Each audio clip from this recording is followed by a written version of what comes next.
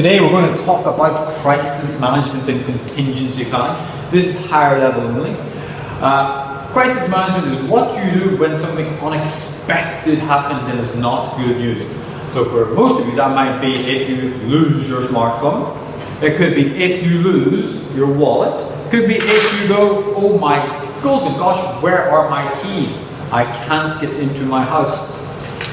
So what a lot of people do is they have plans put in place to make sure that they can.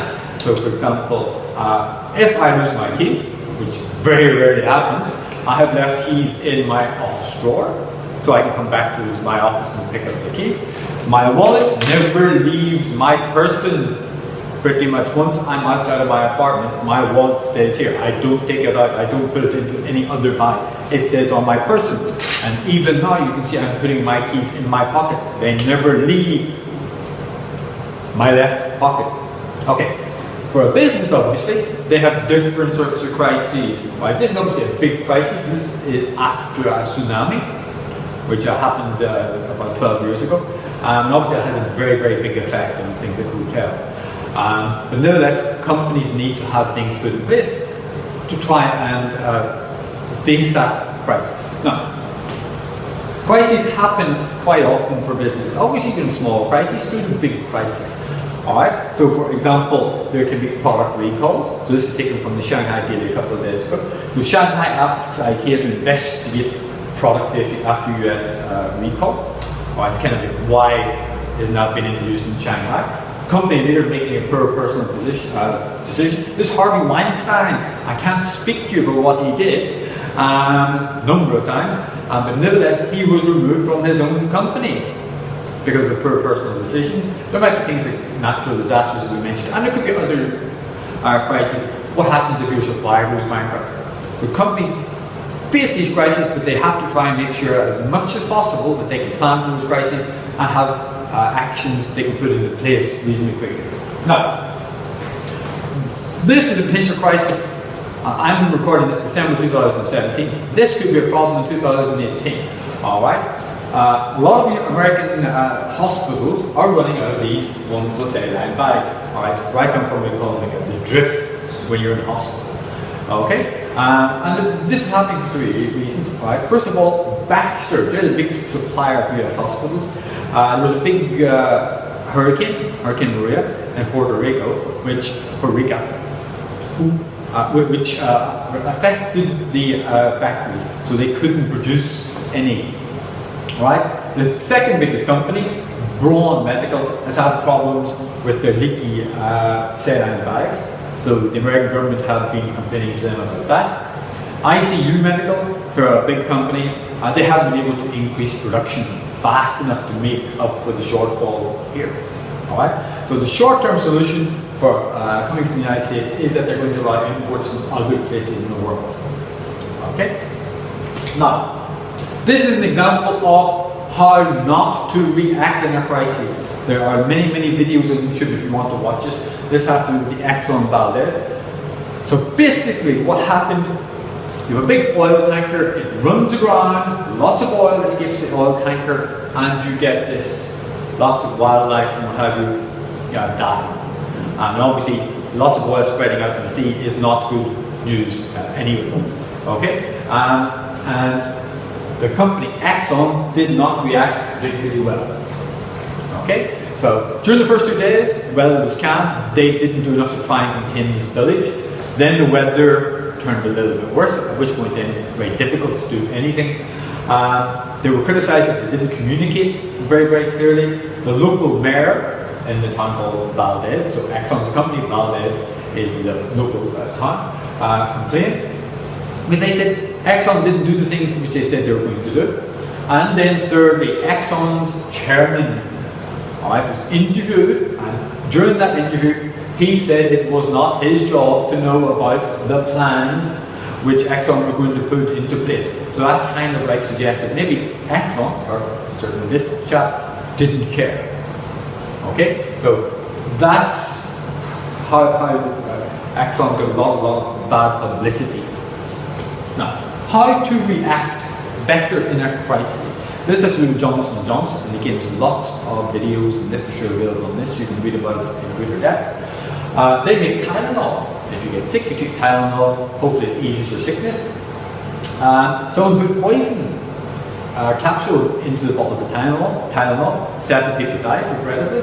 Well, what they did is they spent a lot of money recalling the Tylenol. They introduced tamper-proof bottles, all right, so it's harder to open them. They used public relations successfully, so showing their concern, answering questions, showing that they were determined to resolve the crisis, communicating openly, and as a result of that, they managed to retain their market dominance. So, what should organizations do in a crisis? Well, it obviously depends on the crisis. But obviously, they need to have preparations put in place, and we'll talk about contingency planning next. Try and get to know as much of the facts as you can before you do something. Obviously, within that, they still have to try and act as quickly as possible, especially trying to minimize the danger to people's lives. If the company has done something wrong, all right, there's nothing wrong with admitting that the company has done something wrong. Again, depends on the situation. Because it's better to tell the truth rather than covering things up. Right? If you start covering things up, people start to wonder what other things are there to cover up. So, tell the truth, and if you're doing that, then that maybe shows that you're being sincere, maybe shows you care about the situation. Now, this then links into contingency planning. Supermarkets don't want this. Okay? So, contingency planning affects you in many ways. The school you go to, I hope they do fire drills. Okay? This school does fire drills. We also have something called a lockdown procedure, which is kind of like what happens if, say, a crazy person gets into the school. What do we do? Alright? So that is just in case. It's very unlikely we'll get a crazy person in school because there's a big wall around the school, there's security guards about 15 meters away from where I'm saying all this. But nevertheless, that it could happen. It only has to happen once if you get a crazy person. But so therefore we need to know what to do. Okay? What should this particular supermarket do if they run out of bread or other stocks? Hopefully they have another supplier which they can use, even if they have to pay them more money. Okay? Because obviously customers don't buy it. Still go somewhere else, they may not come back. Okay? What plans may they put in place if there's a severe recession? Alright? Because customers will buy different things or buy less of something. Alright? What happens if a major customer goes bankrupt? Can you survive? And what happens if there's a terrorist attack? What are the procedures? Okay? So I just talked about the lockdown drill we do at this school. That may be linked to that. So these would be like what if scenarios. Now the one problem with what if scenarios is it's impossible for a company to plan for every particular what if scenario. And even if you do plan for a what if scenario, each sort of bad thing which happens is going to be different to what happened before and maybe to what you planned for.